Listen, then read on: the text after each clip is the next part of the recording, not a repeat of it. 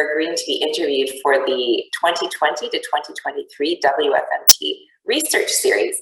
Today, I am joined by Ming Yuan Low, and I'm going to turn it over to Ming Yuan so that you can tell us a little bit about yourself. Yeah, thank you for having me. Hello, world universe. My name is Ming Yuan. I am from Malaysia. Currently doing my PhD at Drexel University in Philadelphia, PA. I did my undergrad and master's down in Texas, and then completed my North Robbins training at the North Robbins Center at NYU. Worked there for 3 years, and then got accepted to the PhD program in Creative Arts Therapies at Drexel University under Dr. Jonke Brott. And now I am hopefully finishing my dissertation this year. Fantastic. Wow. So you have a wealth of experience. I'm excited to talk to you today. So let's get right into it. Can you tell us a little bit about your research experience? Yeah. So my research experience, on top of what my universities asked me to do back in Texas, when I really got into the role of researcher or dipped my toes into it, it was during my time at North Robbins University, North Robbins Center for Music Therapy at NYU, where we were working on evolving their music therapy scale from the music therapy social communication and interaction scale into the music engagement scale. So I was a big part of that iteration. And then right now they are changing it to a new iteration, which we will see what it turns out to be in the future. But that brought me to wanting to do more research. And I heard of Dr. Jonke Brott's amazing wealth of research experiences and the program at Drexel. So I applied for the program, and since then I've been working in Dr. Brott's lab for, well, 5 years now since I started the program here.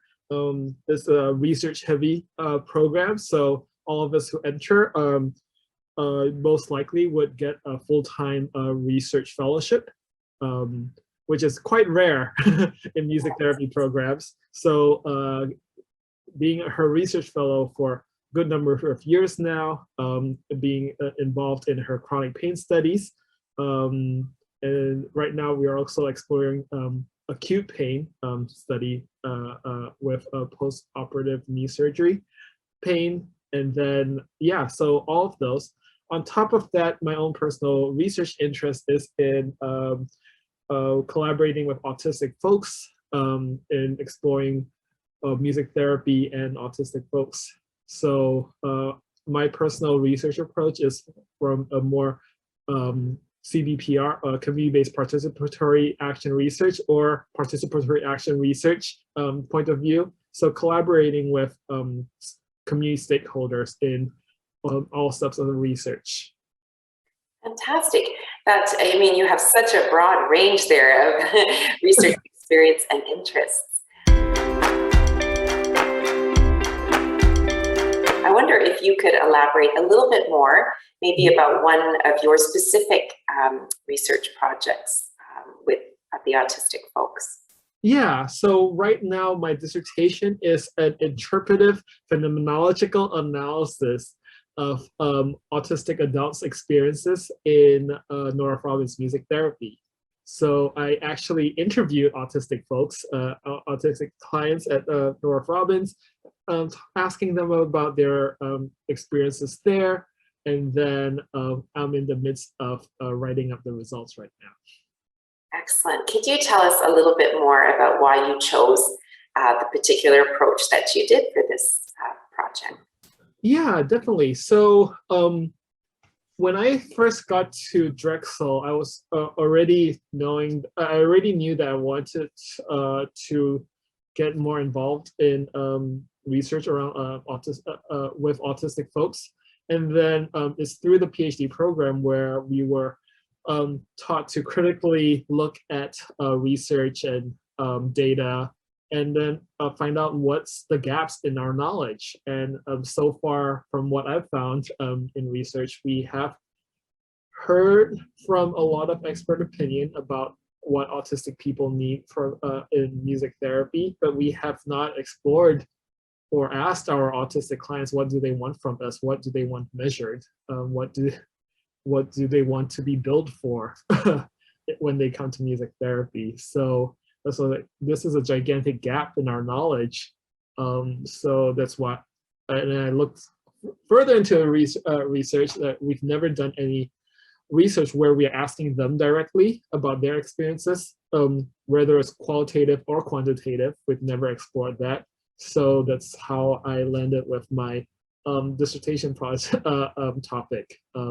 We cannot get into, I believe that I cannot ethically get into quantitative results, quantitative research with them, or I don't know, post-positivistic or even pragmatic research with them until we ask them what are their experiences, what do they get out of music therapy, why do they attend music therapy. That, it resonates very much with me because a lot of my research, not with autistic folks, but with individuals at end of life in palliative care, has been about learning what their experience is like, because a lot of the literature talked about what everybody else thought that these people needed and wanted, and then never asking them, right? The actual people that it's impacting. So I think this is really phenomenal, and I'm glad that you raised this particular methodology for us, IPA. Could you tell us a little bit more, and for some people that might not know what that is?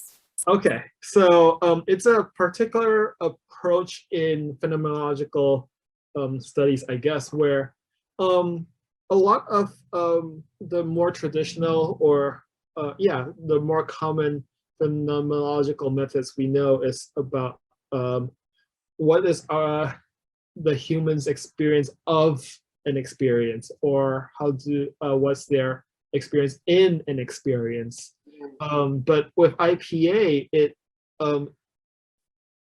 understands the phenomenon as a person making an interpretation of the lived experiences.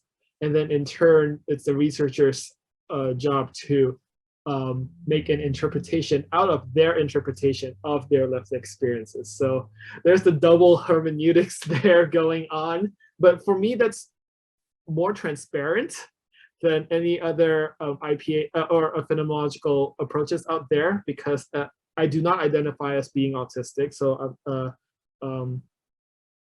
allistic, as some folks would say, or non-autistic.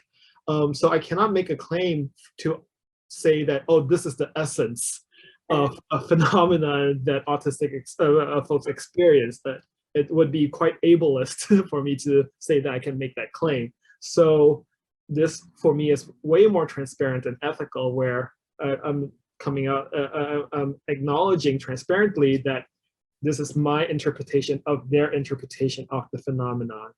So that's why I drew. That's what drew me to IPA. Thank you so much, because not everyone that watches our video series might know more about that. Yeah. So thank you. Yeah. I'm wondering how your research might compare to other projects that you know about happening in the globe. Oh, this is a very good question. I think some of the big time autism related research that has been done, it's like there's the Tinase study that was a worldwide collaboration, which produced quite interesting results. And it's actually one of the studies that informed me about my study, because we were wondering if their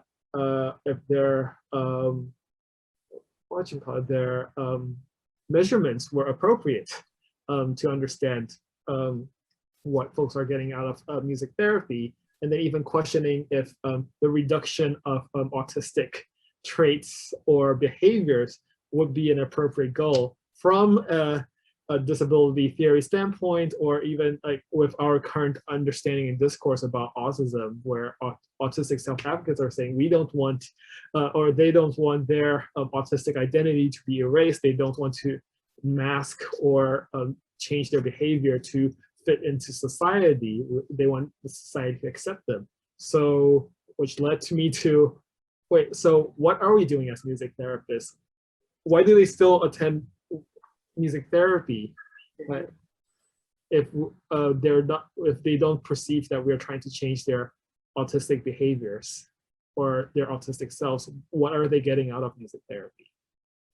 So yeah, you're really looking to get to something that we haven't really assessed. That's amazing. As a professor that teaches research methods, I'm always asking my students to find the gap, because we've got a lot of research to build off of, but there are so many gaps in many areas that gives us a purpose to keep researching. Yeah.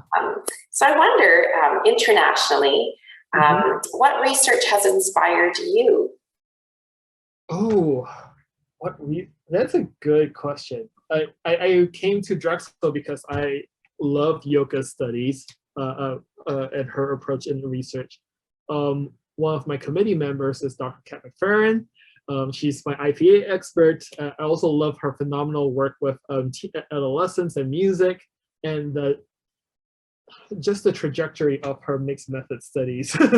How it's one big study after one big study, and then how they all informed each other, turning into this mixed method study of gajillion iterations that's still hopefully still going on. There's just so much to learn from. I think those two are my biggest music therapy research heroes right now. And I'm so glad that one's my advisor and one's on my committee. Let's see. Who else? I cannot. I wouldn't be able to claim to identify as a North Robbins music therapist without the foundational work of Paul and Clive. They approached music therapy from a music-centric way, but also a very scientific and methodological way, where they were exploring what are the effects of specific qualities of music and how that affects the relationship between the therapist and the client, and also the client, the environment. So for me, they were the pioneers of music therapy research, one of them, which has, and that tradition has been inherited by all these future generations of North Robbins music therapists. There's always some new exciting research coming out from the UK or the US Center. And then there's also many different approaches and research that has developed out of that, with community music therapy and their more participatory action research practices or art-based research practices. There's John Carpente's studies, who combined North Robbins and DIR floor time into his own MCAP and the developmental music therapy model that he's created. So yeah, I think without Paul and Clive, we wouldn't be where we are right now. Fantastic. It sounds amazing that you have such wonderful mentors as well at present. Certainly, that makes a big difference in a committee, Yeah. And certainly a privilege to study where you are. I wonder if you could also tell us, and you kind of have alluded to it already, but maybe what motivates you in terms of doing this research and going to get your PhD? What inspires you and motivates you? That's a good question. I always knew that I wanted to be to teach music therapy, but not necessarily research, until I got involved in Yoka's lab, Dr. Brat's lab, where I saw what wonderful things a well-run lab led by an amazing woman. I want to emphasize there's women researchers out there that needs credit, Dr. Brat, that there's so many phenomenal things that can come out of a well-run research lab. And there's not many music therapy specific research labs out there. There are so few. And to see several of my mentors having fully funded research labs, there's music therapy specific. It's so inspiring. Mhm. Yeah, and there's a lot of gaps in music, in the knowledge of music therapy, and I kind of want to push the boundaries a little bit. Where there's now that we see there's this growth of funded music therapy research labs, but most of them are post-positivistic or pragmatic type studies. Can there be a research lab that that focuses on more like critical theory type research, or qualitative in general, constructivist research, or even like a post structuralist research? Like, can we find funding for that? That's an excellent question, and I hope that you sound like a go-getter, that you're going to help us push that boundary and get that funding. So we're going to look to you. We're going to look to you to see where you are. You're one to follow for sure. Oh my gosh, that's extremely high praise. We'll see where life takes me after this. Yeah, I think, I'm very much a mixed methods researcher, and I believe there's value in all forms of research, and I do hope that what your dream is can actually come to realization. Thank you. So one big aspect, I think, of doing research is also knowledge translation, and so I'm wondering, how can you explain the purpose and the outcomes of your research to the broader healthcare community, the public in general, so not just music therapists? Yeah, that's a very good question. And then as a person who really believes in the ethics and approach of participatory action research, I think that research needs to start from the community. Without a community partnership, we won't know how, if the results that we get, we don't know if the results we get is ethically sound for the community that it impacts and affects. Two, we don't know if it would trickle down from academia ivory towers down to the community where they need the support the most. Three, so we don't know if we as researchers, the way we interpret the results is the way how the community would interpret the results. Mm-hmm. So I understand that there is a very big push of what is that word? It starts with an I, and then it's an I word, and then science, implementation science, right? That's the big newest trend in healthcare science right now, where scientists are talking about, like, why aren't people implementing the results that we have shown in our research? And then for me, the answer is because we don't have community involvement. We don't have the stakeholders' voices in our research. The results that we have created, or whatever techniques that we've created, approaches and whatever, or even interventions, if we want to go there, the community might not even want it. That's a very valid point, right? It's to find out. So do you find that some of the best research questions actually come from your participants? Yeah, most definitely. Most definitely. I've been involved in, along with all the research experiences that I talked about earlier, I've been involved in a few participatory action research in collaboration with NYU's drama therapy program. The first one is where we explored what are the, how does disability impact the caregiver-care receiver relationship?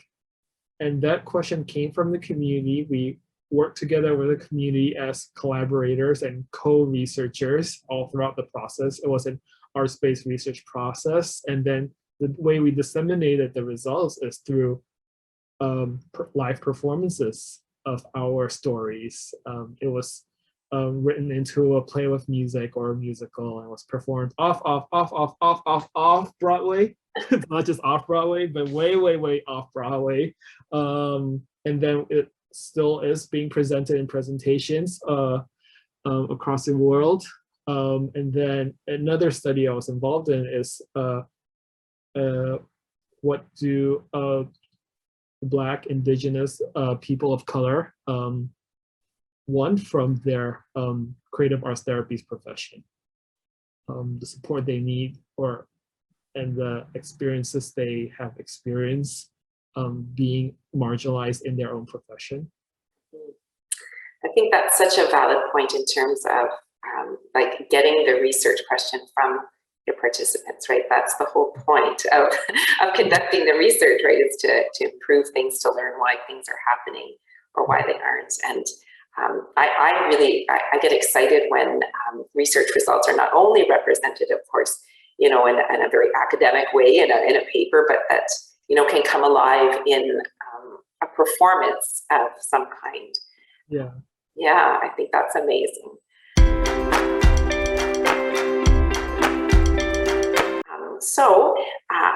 What do you believe that music therapy, why rather do you believe that music therapy research is important?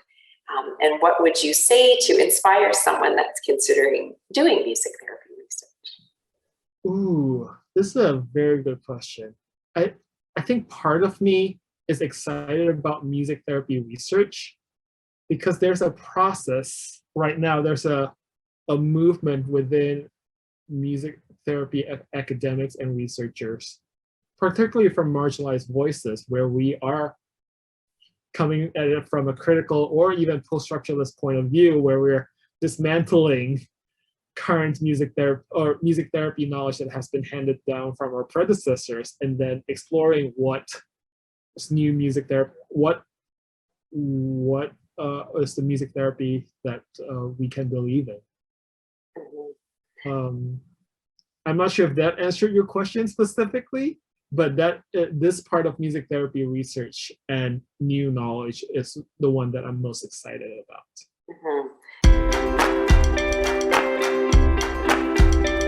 So where do you see the future of music therapy research? Oh, that's a good question, because we have to first understand where music therapy knowledge came from, right? And then when we correctly understand that, we have to unpack it from all kinds of points of view, where we look at it as from a post-colonial point of view, or a post-structuralist, all kinds of critical point of views to understand, wait, is this knowledge from one specific culture that's dominating the entire world? Does it ring through across the globe? What does it mean when we are culturally reflexive to other cultures when we're engaging music therapy research and knowledge? I think through this process, we will see a lot of more social justice oriented music therapy research. There's some amazing articles coming out from Black music therapy researchers like Dr. Marissa Norris and Dr. Aleniki Webb, Dr. Natasha Thomas. These are just a few names within the US. And then there's Indigenous music therapists from New Zealand, or music practitioners from New Zealand. There's all these new knowledge when we are bringing diversity, equity, and inclusion issues to the table in music therapy knowledge.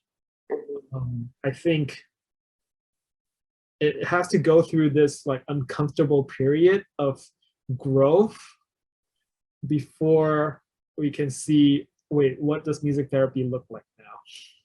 And I personally am excited about this discomfort period in music therapy. It's necessary. It's necessary and it's timely. And I think we will see a lot of changes because of the systemic issues that we have in curriculum and healthcare overall. Yeah. Music therapy stands in this really interesting position where we're still trying to get a seat at the healthcare table, but then we're also recognizing, wait a minute, there's so much stuff systemically within music therapy that we need to unpack simultaneously.